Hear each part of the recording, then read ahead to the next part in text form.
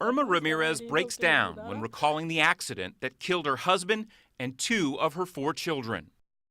No la hemos podido superar, mis niñas ni yo. Es una situación muy difícil. Last August, Irma and her family drove from San Antonio into Mexico to visit relatives. That's when one of the tires blew on their minivan. Her husband, Isai, and her 2 sons, Israel and Isaac, died. Irma and her 2 daughters survived, but were seriously hurt. La chiquita me decía que ayudara a su papá, que su papá estaba herido, que le ayudara. Es cuando ya volteé y vi a mi hija, la grande también, y ya la miré yo que ella había perdido el sentido. Ramirez blames the manufacturer of the tire for the accident that took so much from her. You think a defective tire caused the accident that killed your husband and your 2 boys? Sí, estuvieran vivos si las llantas hayan estado en buenas condiciones. Ramirez is suing the company that made that tire. Cooper Tires, which are sold under many different brand names, have been blamed in lawsuits in 32 states across the country for 218 deaths and hundreds of serious injuries. Many tire experts say the Cooper tires would not have failed if they had one of these, a belt wedge along the shoulder. But Cooper tires do not have this little strip of rubber that helps prevent the tread from coming off while you're driving. And although the wedge only cost pennies, Cooper is the only major tire maker that does not use it. In fact, General Motors rejected putting Cooper tires on the cars it produces.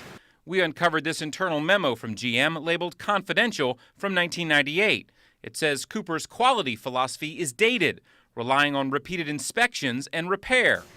When asked about the letter, Cooper officials say there is nothing in it that challenges Cooper's safety record in any way, and every one of their tires exceeds government and industry standards. But our investigation also uncovered that you don't have to own these tires to be at risk. This thing happened in a split second. Husband and wife Brian and Karen Bickerton didn't own Cooper tires, but the driver of the truck that struck and killed them along a stretch of Highway 281 last June did. And it just so happened that the Bickertons were coming along just as the tire detreaded. They went into the middle line, and it was a violent crash. The Bickertons' children are suing Cooper Tire, claiming the failure and tread separation caused the oncoming truck to slam into the Bickertons' SUV. Their attorney, Guy Watts, says he handles more cases involving Cooper tires than any other brand.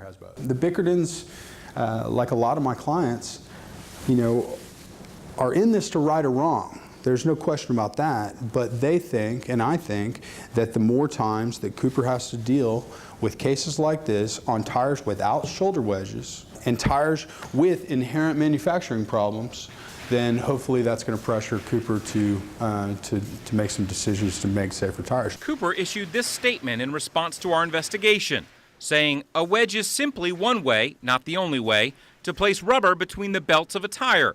Cooper uses many different mechanisms to reach the desired result, ensuring there is an adequate amount of rubber between the belts at the belt edges. As for the accidents involving the Bickertons and Ramirez's, the company says it has not yet been able to examine the damaged tires in either case. And they say government and industry experts report most tread separations are due to underinflation, overloading, or road hazards.